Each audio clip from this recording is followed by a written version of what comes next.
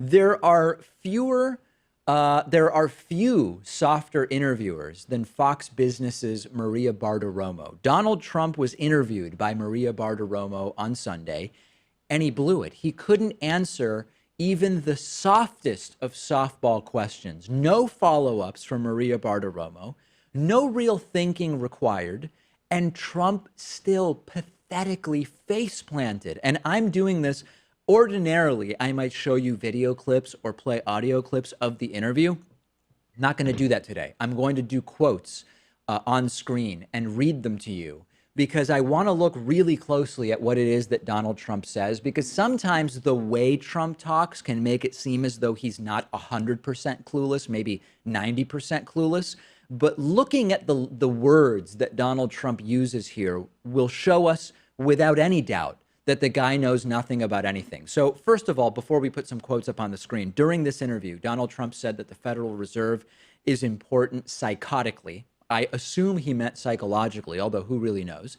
He was asked whether he plans to tie an infrastructure plan to his tax plan. And Trump said, quote, I was thinking about trying it, but I was thinking about tying it, but there's too many, honestly. Too many what?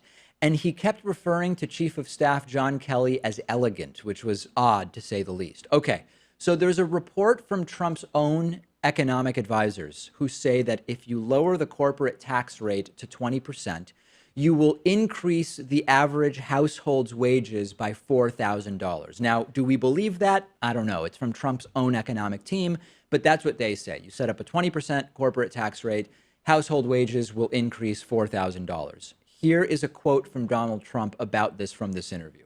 Quote, and I think that there's tremendous appetite. There's tremendous spirit for it, not only by the people we're dealing with in Congress, but for the people out there that want to see something, $5,000 almost.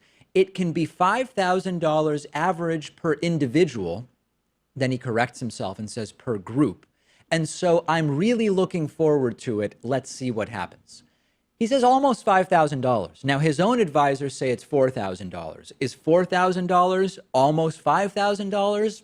I don't really think so. And then Donald Trump first says that it would be for individuals, but then he realizes he's sort of saying something wrong. So he calls them groups. But of course, groups is not an economic term. Households would be the economic term. Does he understand anything? Does Donald Trump have any understanding of economics whatsoever? This was supposedly the biggest priority for Donald Trump, his tax cuts, right? Give families more money. And he misstates how much money they would supposedly get, and he refers to households as groups. Not off to a great start. Maria Bartiromo then asks Trump about this new bipartisan healthcare legislation that is out there by Senators Patty Murray, a Democrat, and Lamar Alexander, a Republican. Trump's response, unintelligible. He says, well, I have looked at it very, very strongly, and pretty much we can do almost what they're getting. I think he's a tremendous person. I don't know Senator Murray. I hear very, very good things. I know that Lamar Alexander is a fine man, and he is really in there to do good for the people. We can do pretty much what we have to do without, the secretary has tremendous leeway under the Obama plans. One of the things that they did, because they were so messed up, they had no choice but to give the secretary leeway because they knew he or she would have to be changing all the time. 2 paragraphs in, Trump said nothing so far. And we can pretty much do whatever we have to do just the way it is. So this was going to be temporary prior to repeal and replace. We're going to repeal and replace Obamacare. He looked at it strongly. The people involved are good people. He knows nothing about the bill, but he's heard that the people who wrote it are good people. Okay. And then almost every single number that Donald Trump stated or implied during this interview was wrong. Here's just a list of a few of Donald Trump's misstatements. Number one, Donald Trump has stated during this interview that job creation has been fantastic. The reality is job creation this year has been slower than in 2015 and 2016. On GDP, Donald Trump said, if we pick up 1 point on GDP, that's $2.5 trillion if you think of. That's not true. 1 point in GDP is $185 billion. But what's a couple trillion between friends? Number three, Donald Trump claimed that 3.2% GDP growth has not been there in a long time, that it has been a long time since we had that level of GDP growth. Of course, that's not true because in the first quarter of 2015 and the second and third quarters of 2014 and the third and fourth quarters of 2013, we had GDP growth at or above 3.2%. Donald Trump stated that the Mexican trade deficit was almost $70 billion a year. It's actually $55 billion. He overstates that by 30%. And Donald Trump has also claimed more progress against ISIS in the last 9 months than in the last 8 years. Of course, the reality is that ISIS is only 4 to 5 years old. Why Trump is talking about the previous 8 years, we don't know. Now, this would be hilarious if it weren't insanely scary, right? This is an interview with absolutely no rigor or critical thinking required for Trump. He gets away with everything. Everything he tries, he gets away with. Maria Bartiromo, it's almost like she's not there. And the real problem is that the audience, particularly on Fox Business, is so lacking in critical thinking skills that they don't realize Donald Trump is not answering a single question and that the things Donald Trump is saying are just flat out wrong.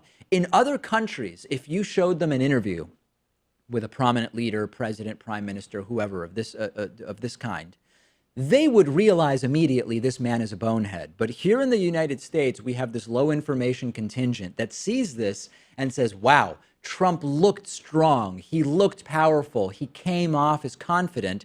We are screwed, folks. We are screwed. And again, I've been talking about this for months and I want to restate it. People are going to see this interview and think Trump did great. It's not worth talking to those people if you're trying to change election results. Work on get out the vote because you will never convince them.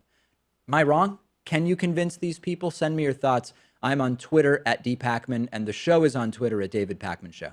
Today's program is made possible in part by Blue Sky Binary's Blockchain Academy. Blockchain, the technology on which Bitcoin and cryptocurrencies can be based. Many people not aware of both the power and the risks that are carried by blockchain technology. I've only started to get into this a little bit, buying a little bit of Bitcoin here and there, dollar cost averaging.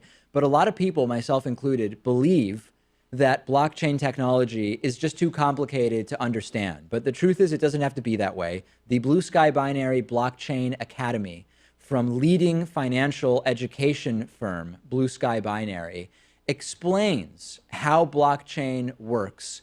And it can work in addition to existing knowledge that you have about blockchain. It's for both beginners and active cryptocurrency users alike. With the course, students are taken through a series of topics which ultimately will deliver a very solid understanding of how blockchain works and help students realize the potential future uses of blockchain technology. We've talked about this in the pharmaceutical world. We've talked about this in the IT security world. Many, many possibilities for blockchain. And the course includes video on demand, online tests, access to a community of traders and blockchain enthusiasts. And at blueskybinary.com/David, you can register to get a free 3-day trial, which includes access to the first module of the course for you to evaluate the overall quality and decide if you want to stick with it. Get a free 3-day trial at blueskybinary.com/David.